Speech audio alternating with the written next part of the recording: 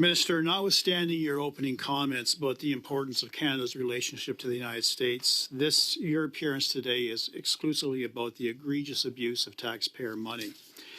Emily Richardson, the Chief of Staff of your Associate Deputy Minister of Foreign Affairs, the author of the infamous memo, was given information that Tom Clark was instrumental throughout the process and gave the green light for the purchase of the Billionaires Row condo. She testified that she simply inserts information as provided to her.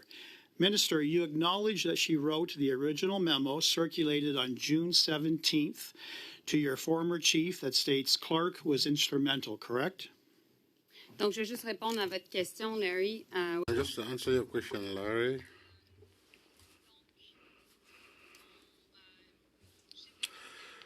My chief of staff was informed once his decision was made, and that's what was stated here. That's the information I have. These are the facts. Day after this committee passed a motion ordering all documents from your department related to the purchase of the condo, the same Emily Richardson, who said she simply inputs information provided to her, all of a sudden issued a major correction saying it was a mistake that Clark was instrumental and gave the green light. Minister, do you find that suspicious in any way? Non, absolument pas. Parce que, Okay. bien entendu, No, absolutely not, because as I answered our colleague Rachel Blaney earlier, there's always some information provided to different ambassadors and consuls, but they don't have any decision-making power. Suspicious, as do the millions of Canadians who are watching this on a live feed.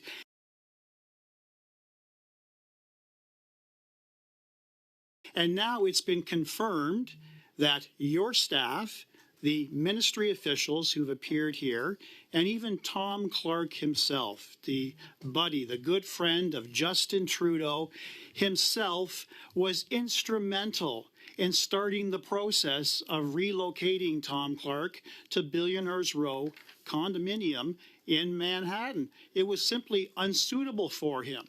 It was important for him to have the full suite of Gaggenau appliances. It was important for him to have the $5,000 coffee machine. It was important for him to have the golf simulator, and your office provided that to him. Isn't that correct? non, c'est faux, Larry.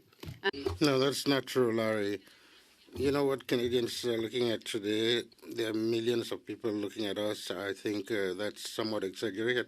I think there are millions of Canadians that have their eyes focused on what's happening in the U.S., the results of today's elections, and what Canadians expect is that we should be well represented, that we invest in our relationship with the United States. The memo created by Emily Richardson was sent to your office, to your chief of staff.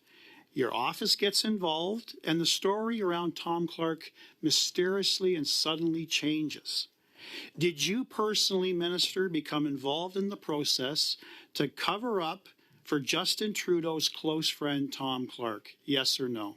Absolument pas. Puis Absolutely not. I would like to know, every time you mention Mr. Trudeau, do you have... Trudeau, did your chief of staff assist Justin Trudeau in covering up for Tom Clark? Yes or no? j'ai déjà répondu. I think I've already answered that question. Every time you mention Justin Trudeau, I will also mention Pierre Poilievre, because one thing is for sure. Again, were you ever briefed on the condo purchase from June 17th when your top official, your chief of staff, became aware a government document identified Clark as being instrumental and gave the green light? Est-ce que Pierre Poilievre vous a demandé? What Pierre Poilievre, he asked us the same question 3 times. Maybe I'll give 3 different answers. What else is your chief of staff keeping from you, and by extension, you, Minister, keeping from Canadians? Je pense que les Canadiens. I think Canadians expect us to invest in the relationship, that we have value for our money, and that all the processes are followed. En accord avec cette approche. So we agree with that. Clark is paying $1,800 per month in rent. That's less than the national average for Canadians. Do you think that's fair, that that's what he has to pay in rent for a $9 million luxury condo when your government is responsible for doubling rent, doubling mortgage costs, requiring Canadians to have to save 25 years just for a down payment? That's your government's legacy, and you're giving this guy a $9 million condo for $1,800 a month. Do you think it's fair, yes or no? How much is ParlVu paying for staying in his government-funded Minister, house I have great right news now? for you. You're going to have lots of but time to Michael, ask us questions when you're on the opposition side of the House. But today, you're supposed to be a minister that's responsible for your department, and you're demonstrating a failure in that.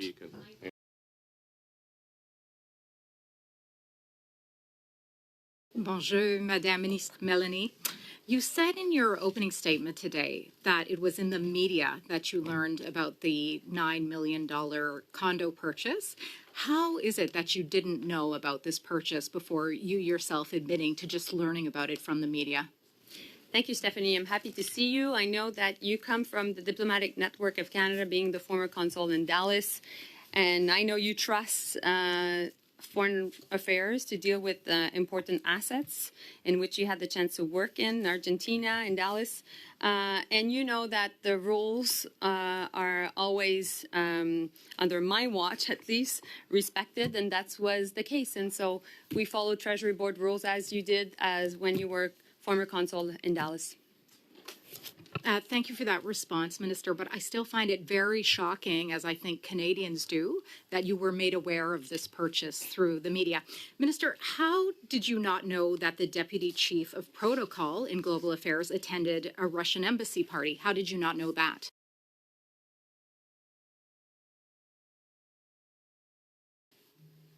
So that's a fair point, and I was not happy about my team not informing me. And I think I've said what I needed to say about that. Since then, my question to you is, why would the Conservative not support Ukraine in this decisive moment in the world while Ukrainians are fighting for their freedom, but also ours? And I know as a diplomat, you would know what that means.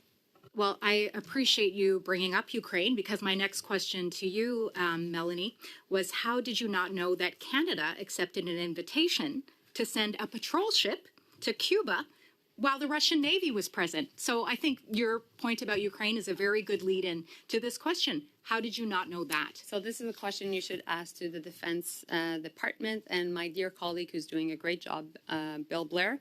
And he's the minister that will see the doubling, nearly tripling of the defense budget under his watch and under our watch as government, which the Conservative cut the Defense Department's budget 5 years in a row, and that's unfortunate. My point, Madam Minister Melanie, is that you have just indicated now 3 things that you did not know. You did not know that we had purchased a $9 million condo at a time when Canadians are suffering as a result of your government. You did not know that the Deputy Chief of Protocol for Global Affairs Canada attended a Russian embassy party. And you did not know that Canada accepted an invitation to send a patrol ship to Cuba while the Russian Navy was present, despite your comments about Ukraine. I'm very concerned about you, Minister Melanie, not knowing what is going on. And why are you so uninformed as to what goes on in your own department? Why do you not know? So these were not the answers I gave you. So of course, Stephanie, you can't, say and use the pre-written questions you had. Minister but said that you do not know. What I can tell you, what I know, is the investments in the U.S. is fundamental, which you would agree because you used to work as a diplomat in the U.S. as a trade commissioner, which I really thank you for your service to the country, because I think it was Minister. important. But I maintain the position that you did not know those 3 things. How did you find out about the Russian invasion of Ukraine? Did you know that? I think that not only did How did I you know find that, out we were about ready. October 7th? How were you made aware of that? Did you know that? It's Point of apparent. order. I think, Yeah, go ahead, Ms. Blaney. Thank you, Chair. And I'm sure the member just doesn't notice, but she is yelling. And again, I just want to bring up concern for the interpreters.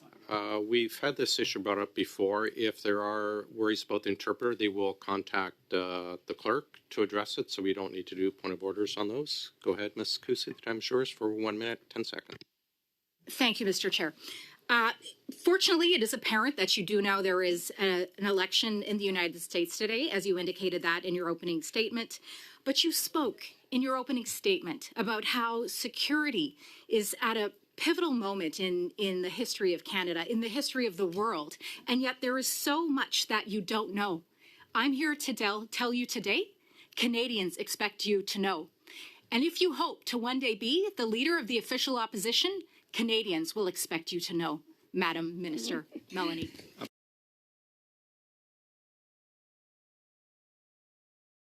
Point of order. Mr. Chair, with my remaining I would time, like to answer. I'd like Okay, to. sorry, I have, sorry. Point of order. Go ahead, Yeah, Mr. point of order, Mr. Chair. On that principle of needing to know, I would encourage the Leader of the Opposition to get Okay, his that's not a security point of clearance. order, Mr. That's important.